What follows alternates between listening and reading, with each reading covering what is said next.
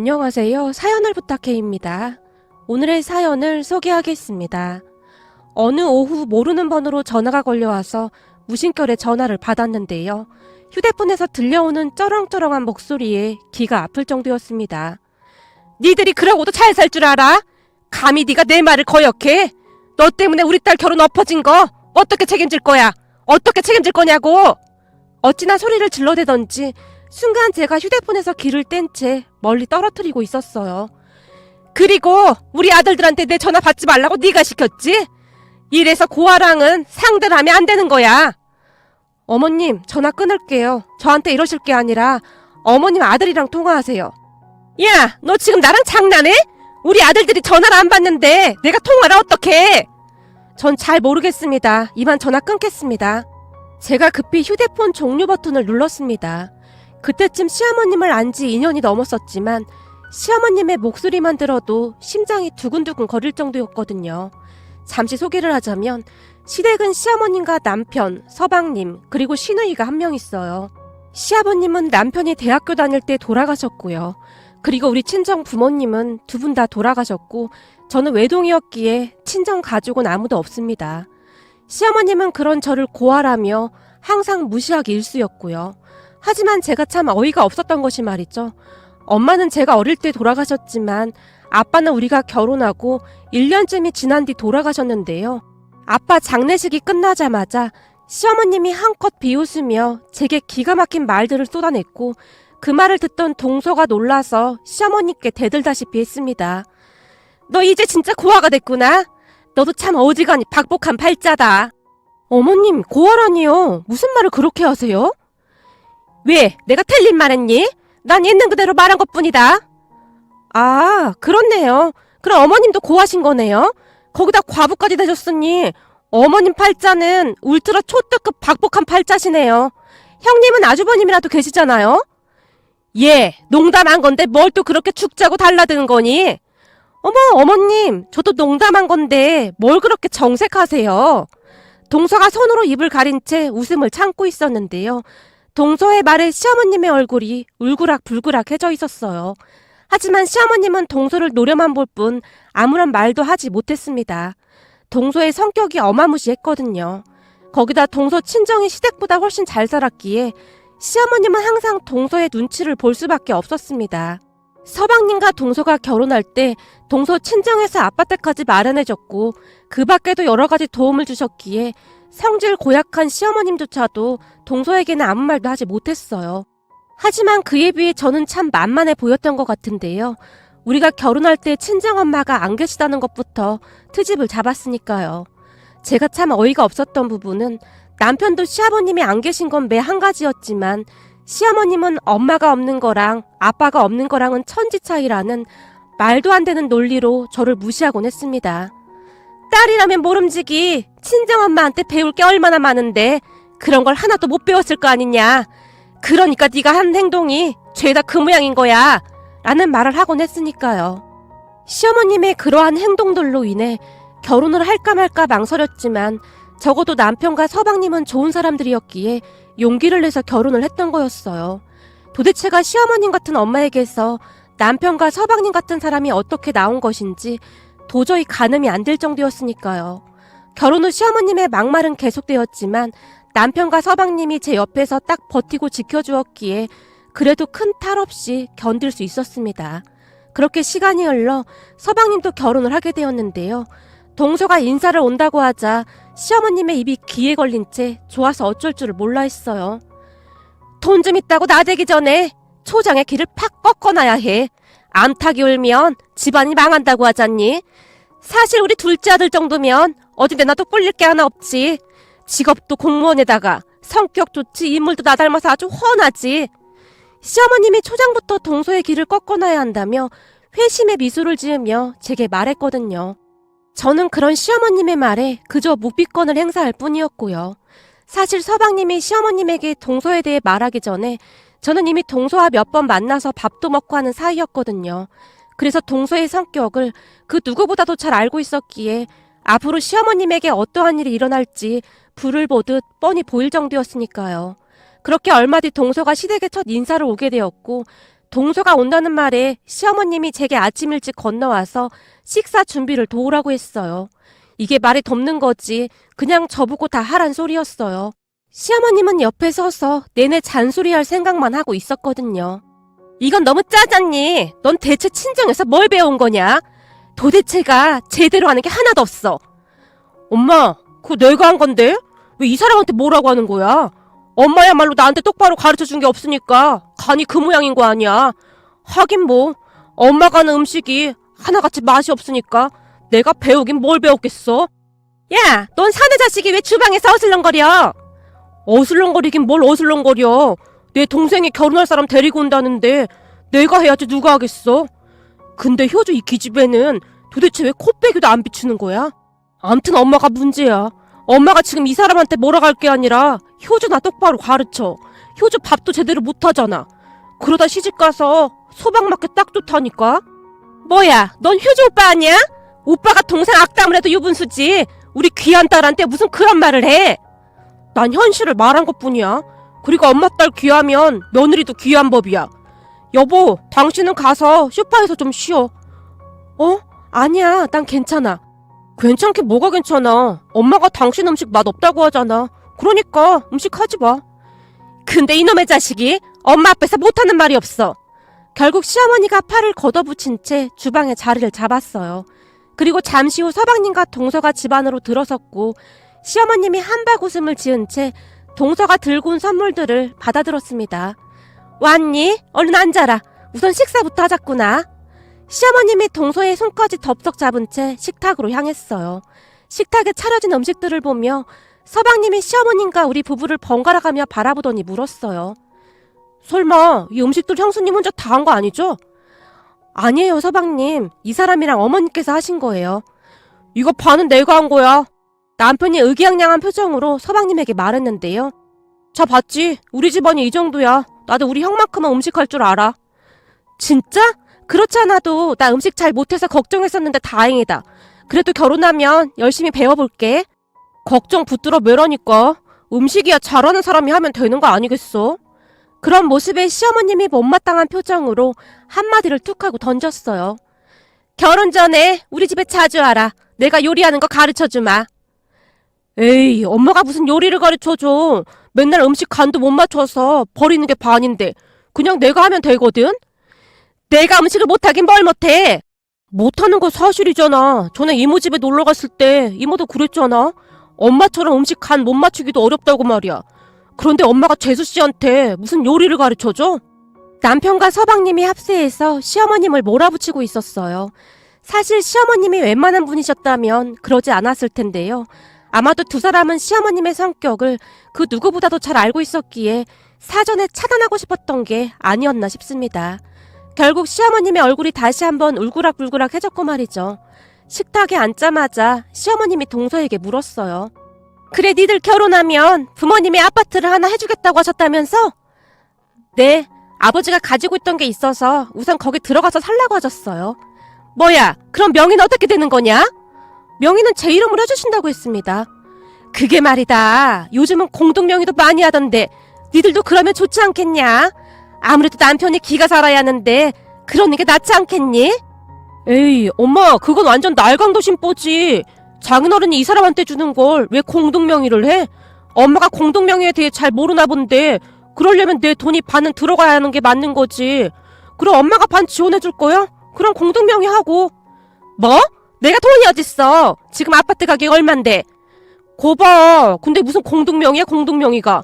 엄마 어디 가서 그런 소리 하면 개념 없는 시어머니라는 소리 들어.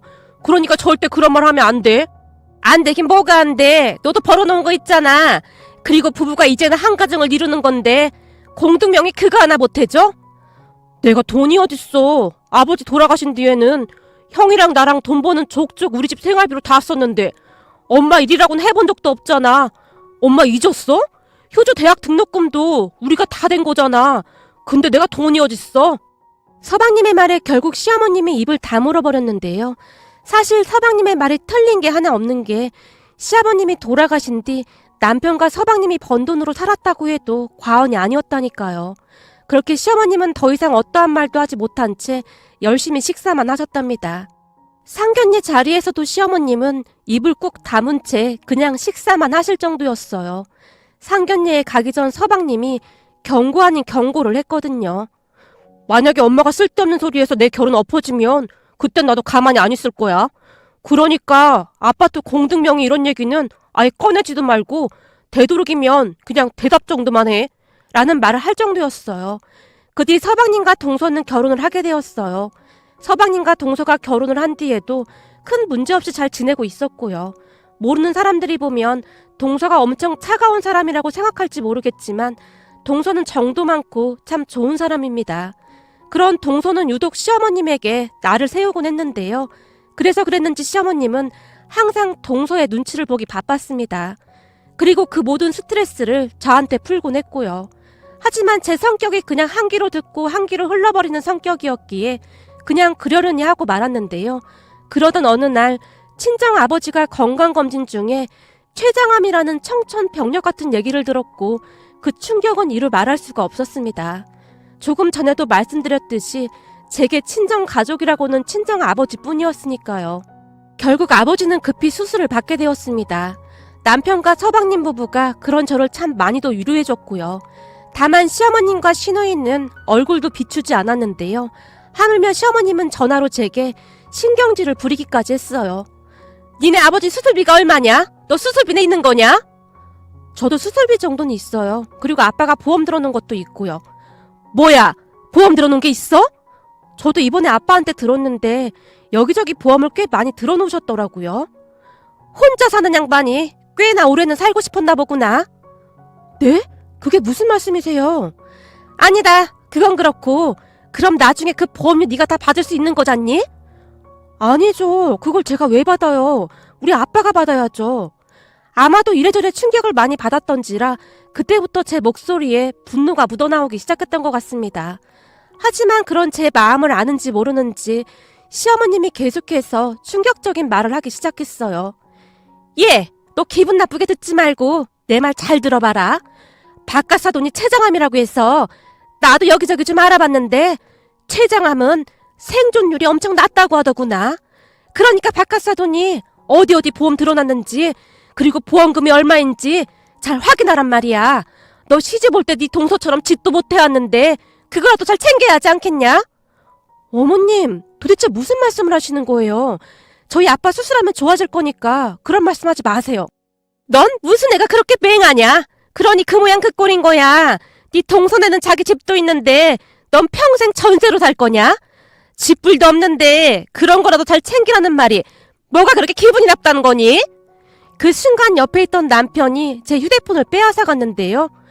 엄마, 지금 제정신이야? 지금 이 상황에 그게 사람이 할 소리야? 내가 뭐 못할 말했냐?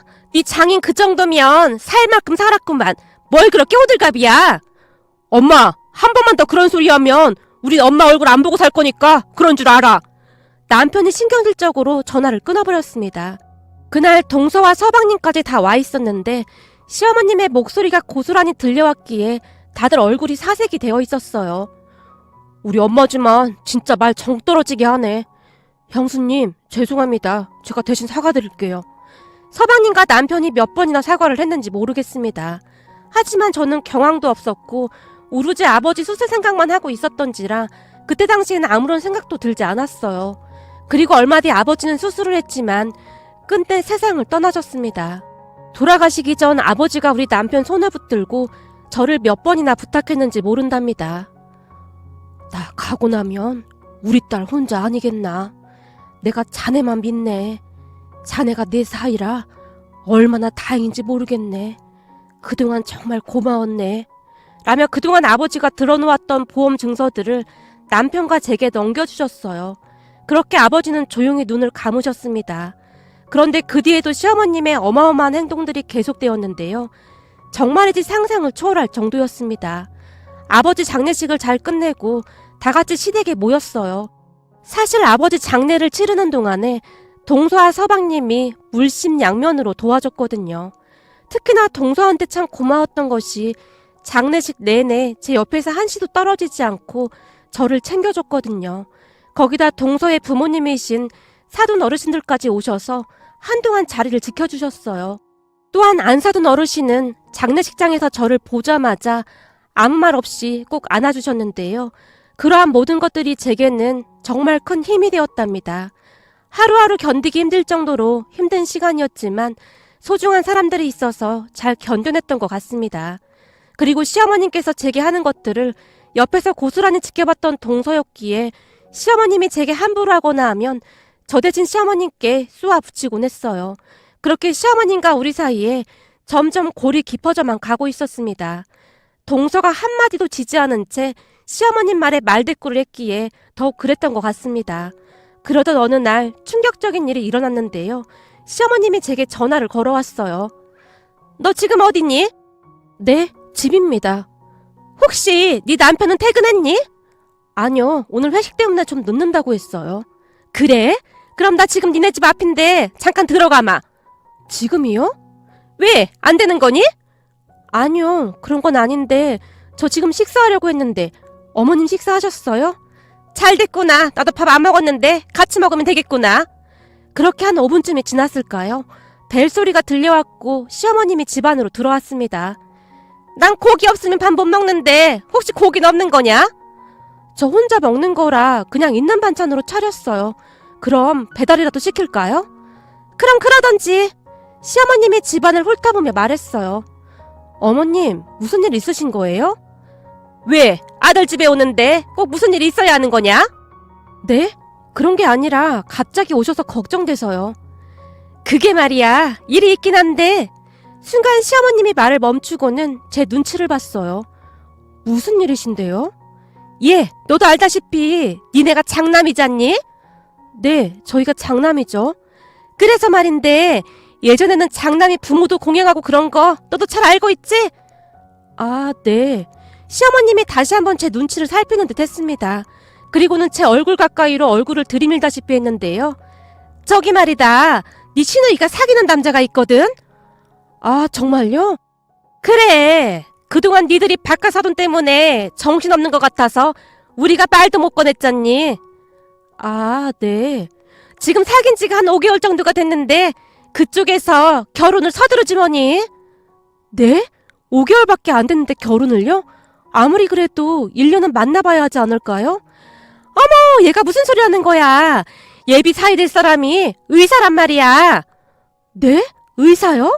그래, 의사다 그 말이야. 시어머님의 얼굴에 기쁨이 가득해 보였습니다. 사실 시누이에 대한 시어머님의 사랑은 아주 각별했는데요. 어릴 때부터 시누이가 공부를 그렇게 잘했다고 합니다. 그래서 현재는 공기업에서 근무를 하고 있고요. 시어머님은 그런 시누이를 항상 자랑스러워했습니다. 하지만 시누이는 머리만 똑똑할 뿐 감정이 없는 사람 같아 보였는데요. 가만히 보면 시어머님과 시누이가 닮은 구석이 많아 보였으니까요. 그랬던 시누이가 얼마 전에 회사 동료의 소개로 소개팅을 했다는데 그게 잘 됐던 모양이었어요. 그런 시어머님은 잔뜩 들떠있는 듯 해보였고요. 네 시누이가 회사 다니면서 돈을 모으긴 했는데 많이 모으진 못했거든. 아, 네. 네 시누이 정도면 어디 하나 빠지는 게 없잖니? 그래서 말인데 장남인 니들이 네 시누이 결혼할 때 돈 좀 보태거라. 저희가요? 뭘 그렇게 놀라고 그러니? 장남이면 본분을 다해야 하는 거 아니겠니? 어머님, 저희가 돈이 어딨어요. 사실 아버지가 돌아가신 뒤 보험금을 꽤 많이 받긴 했는데요. 그 돈을 한동안 그냥 가지고만 있었거든요. 그렇잖아요. 돈도 돈 나름이지 친정아버지 목숨값으로 받은 돈이 마냥 반갑지만은 않았거든요. 그런데 시어머님은 그 돈이 욕심이 났던 모양이었어요. 니들이 돈이 없긴 왜 없어. 니 친정아버지 돌아가시고 니들한테 꽁돈이 좀 많이 생겼잖니. 네? 꽁돈이라니요? 그렇잖니. 보험금도 꽤 되고 네 친정아버지 살던 집도 네 거가 됐잖니. 그러니까 보험금 정도는 네 시누이한테 좀 나눠줄 수 있잖니. 네? 그게 무슨 말씀이세요? 어머님, 그 돈이 어떤 돈인지 잘 아시잖아요. 근데 어쩜 이러실 수가 있으세요? 그래, 물론 나도 잘 알지. 근데 말이다, 네가 그렇게 슬퍼한다고 저 세상 간 네 친정아버지가 살아 돌아오는 건 아니지 않니? 이럴 때일수록 친정아버지가 남긴 돈을 의미 있게 써야 하는 거 아니겠냐? 시어머님의 말에 정신이 아득해져서 자세히는 기억이 나지 않지만 시어머님이 분명히 그렇게 말을 했습니다. 어머님, 우리 아빠 돌아가신 지 얼마 되지도 않았는데 진짜 너무하시는 거 아니에요? 아니, 얘가 갑자기 왜 정색까지 하고 난리야? 그래서 내가 그랬잖니. 네 마음은 충분히 이해가 된다고. 그치만 산 사람은 살아야 하지 않겠냐? 그리고 네 시누이가 잘 돼야 니들도 편한 거야. 네 시누이가 잘 못 살아봐라. 장남인 니들이 평생 뒤치작거리 해야 하지 않겠니? 말이 되는 소리를 좀 하세요. 그러니까 제가 왜 우리 아빠 보험금으로 아가씨 결혼자금을 대야 하느냐고요. 그럼 어떻게 하니? 돈 때문에 네 시누이한테 결혼하지 말라고 할 순 없잖니. 이게 얼마나 좋은 자리인데 절대 그럴 순 없다. 그러지 말고 네가 좀 베풀면 되잖니. 어머님, 저는 지금 어머님 말씀이 도통 이해가 안 되네요. 그이랑 상의해서 그이가 하라고 하면 그때는 다시 생각해 볼게요. 뭐? 네 남편한테 말하면 절대 안 되지. 왜 안 돼요? 어머님은 그렇게 하는 게 맞는 거라면서요. 그러니까 제가 그이한테 한번 물어볼게요. 가만 보니 너 네 동서한테 말하는 거 교육이라도 받은 거니? 네? 교육이라니요? 아니 그렇잖니. 가면 갈수록 너 말하는 게 어쩜 네 동서랑 똑같아지냔 말이야. 아주 정이 뚝 떨어지게 말하고 있잖니. 암튼 전 아가씨 결혼할 때 돈 못 보태드리니까 그런 줄 아세요. 너 진짜 이럴 거니? 이러다 우리 딸 결혼 잘못되면 다 네 책임이니까 그런 줄 알아라. 시어머님이 저를 밀치다시피 하고는 밖으로 나가버렸습니다. 그렇게 잠시 후 남편이 집으로 들어왔는데요. 남편을 보자마자 눈물이 왈칵 쏟아져 나왔어요. 놀란 남편이 자초지종을 물었고 제가 있는 사실대로 다 말을 했습니다. 제 말을 들은 남편의 얼굴이 사색이 되었는데요. 바로 시어머니께 전화를 해서 정말이지 난리를 친 건 말할 것도 없었고요. 엄마, 왜 이렇게 생각이 없어? 그동안 우리가 효주 대학 공부까지 다 시켰으면 결혼은 지가 알아서 해야 하는 거 아니야? 왜 효주 결혼할 돈을 우리 집사람한테 말하는 거냐고. 그것도 장인어른 보험금을 내놓으라니. 그게 지금 말이 되는 소리야? 니들 진짜 욕심도 많다. 니들은 니네 장인어른이 살던 집까지 공짜로 생겼잖아. 그럼 보험금 정도는 동생한테 좀 베풀어도 되잖니? 가만 보니 욕심이 한도 끝도 없네. 니들 그렇게 살면 안 되는 거야. 엄마, 진짜 생각이 없어도 너무 없네. 그 보험금은 장인어른이 당신 돌아가시고 나면 집사람한테 친정식구 하나도 없으니까 돈이라도 있어야 든든하다고 하시면서 무리해서 부은 건데 어떻게 그 돈을 달라갈 수가 있어? 우린 손 떨려서 그 돈 손도 못 대고 있단 말이야. 그리고 장인어른 아프셔서 입원하고 있는 동안에 효주가 병문 한번 와봤어? 장례식장도 무서워서 오기 싫다고 코빼기도 안 비쳤잖아. 근데 보험금을 내놓으라고? 말이나 되는 소리를 좀 해. 엄마 이런 식이면 우리 엄마랑 연 끊고 살 테니까 그런 줄 알아. 아주 애처가 나셨네. 네 처는 참 좋겠다. 남편이 이렇게 편을 들어주니 얼마나 좋아 그래. 근데 난 남편도 없고 이렇게 서러울 수가 없네. 남편 없이 쎄 빠지게 자식들 키웠는데 결국 이런 대접을 받는구나. 시어머님이 갑자기 대성통곡을 하기 시작했어요. 됐으니까 앞으로 우리한테 연락도 하지 마. 그리고 말은 바로 해야지. 아버지 돌아가신 뒤로 엄마 친구들이랑 맨날 놀러 다니기 바빴고 일은 우리가 다 했잖아. 내가 일 안 하긴 왜 안 해? 니네 이모네 식당에서 일했었잖아. 그래, 2달 일했었네. 그것도 손님이랑 대판 싸우고 그만뒀잖아. 그 뒤에는 대인기피증이 생겼다는 둥 하면서 친구들만 만나러 다녔잖아. 아니 대인기피증이라면서 친구들은 어떻게 만나고 다닌 거야? 덕분에 정우랑 나는 대학 다니면서 4시간도 못 자면서 아르바이트 했어. 그랬으면서 엄마가 그러면 안 되는 거 아니야? 최소한 우리한테 미안한 마음은 있어야 하는 거 아니냐고. 난 이제 엄마한테 정이란 정은 다 떨어졌으니까 앞으로 우리한테 연락하지 마. 남편이 전화를 끊어버렸어요. 그 뒤 우리 부부와 서방님 부부까지 시어머님과 연락을 끊고 살게 되었어요. 다들 시어머님 이야기만 나오면 고개를 절레절레 흔들었습니다. 저 또한 아주 당연하다는 듯이 아버지 보험금을 내놓으라는 시어머님의 말에 정이 떨어질 대로 떨어졌고요. 그런데 시어머님은 그 모든 것이 제 탓인 마냥 시시때때로 전화해서 저를 힘들게 했습니다. 우리 모두 시어머님의 전화를 받지 않았기에 사람들한테 휴대폰까지 빌려서 말이죠. 그랬기에 한동안 모르는 번호로 걸려오는 전화를 받지 않고 있었는데요. 하필이면 그날 저도 모르게 전화를 받았던 거였어요. 시누이가 결혼할 남자와 헤어지게 된 뒤 시어머님이 더욱 악을 쓰기 시작했거든요. 암튼 저는 시어머님의 전화를 그냥 끊어버렸습니다. 사실 그때쯤 제가 임신을 하고 있었기에 최대한 안정을 취하고 싶었어요. 그렇잖아요. 그래도 할머니인데 뱃속의 아이한테 그런 모습을 보여주고 싶지 않았으니까요. 그렇다고 제 마음이 편하게 했겠습니까? 하지만 어쩔 수 없다는 생각만 들었습니다. 전화상으로는 제게 듣도 보도 못한 욕설을 하곤 했거든요. 그러던 어느 날 동서에게 연락이 왔는데요. 형님, 이번 주 토요일 날 시간 좀 낼 수 있을까요? 이번 주 토요일? 글쎄, 아직까지는 별다른 일은 없는데 그건 왜 묻는 거야? 그럼 그날 우리 어디 좀 같이 가요. 우리한테 첫 조카가 생겼는데 그냥 지나갈 순 없잖아요. 동서, 항상 신경 써줘서 정말 고마워. 사실 나 말이야. 친정 식구가 하나도 없어서 조금 슬프다는 생각을 하고 있었거든. 그럴 줄 알았어요. 제가 친구들한테 들어보니 임신하게 되면 호르몬 때문에 감정 기복이 심해진다고 하더라고요. 그냥 저를 친정 동생으로 생각하세요. 동서, 정말 고마워. 동서 말 들으니까 갑자기 막 힘이 나네. 정말요? 그럼 제가 준비를 더 많이 해야겠네요. 한동안 동서와 통화를 하다가 전화를 끊었는데요. 친정 가족들이 아무도 없어서 가끔 외롭다고 느끼곤 했는데 동서가 살뜰히 챙겨줘서 그렇게 고마울 수가 없었어요. 그렇게 토요일이 되었고 우리는 동서가 말한 곳으로 출발을 했습니다. 그런데 그곳에 도착한 후 남편과 제가 깜짝 놀라고 말았어요. 알고 보니 그곳이 동서 친정이었거든요. 둘 다 놀란 채 집 안으로 들어갔는데요. 세상에나 풍산부터 임신 축하 현수막까지 서프라이즈 파티를 준비해놨더라고요. 그 모습을 보는데 어찌나 눈물이 나던지요. 한동안 제가 눈물만 흘리고 있었는데요. 안사돈 어르신께서 저를 꼭 안아주시며 말씀하셨어요. 사돈이 우리 딸한테 그렇게 잘한다면서요. 우리 딸도 외동으로 자라다 보니 많이 외로워했었는데 사돈을 만나고부터 언니가 생겼다고 그렇게 좋아할 수가 없네요. 우리 딸한테 항상 잘해줘서 정말 고마워요. 아닙니다. 제가 동서한테 신세 지는 게 훨씬 많은걸요. 사돈이 예쁘게 봐줘서 정말 고마워요. 앞으로는 친정이다 생각하고 종종 놀러와요. 여자들은 임신하게 되면 친정엄마 생각이 많이 나거든요. 우리 여자들끼리 모여서 수다도 떨고 하면 좋잖아요. 사돈 어르신들을 보며 동서가 바르게 잘 자란 이유를 알겠더라고요. 윗물이 맑아야 아랫물도 맑다고 동서 부모님은 참 따뜻하고 좋은 분들이시거든요. 그날 저는 동서 친정에서 친딸 이상으로 대우를 받았습니다.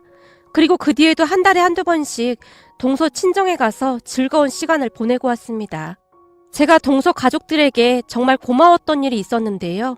우리 아들이 태어날 때 동서 부부와 사돈 어르신 두 분까지 병원에 와서 자리를 지켜주셨거든요. 의사부터 간호사까지 다들 우리 친정 가족이라고 생각했을 정도였으니까요. 그리고 지금까지도 우리는 자주 안내하며 잘 지내고 있답니다. 우리 아들은 사돈 어르신들이 할머니, 할아버지라고 알고 있을 정도니까요. 그렇듯 우리는 행복한 시간을 보내고 있습니다.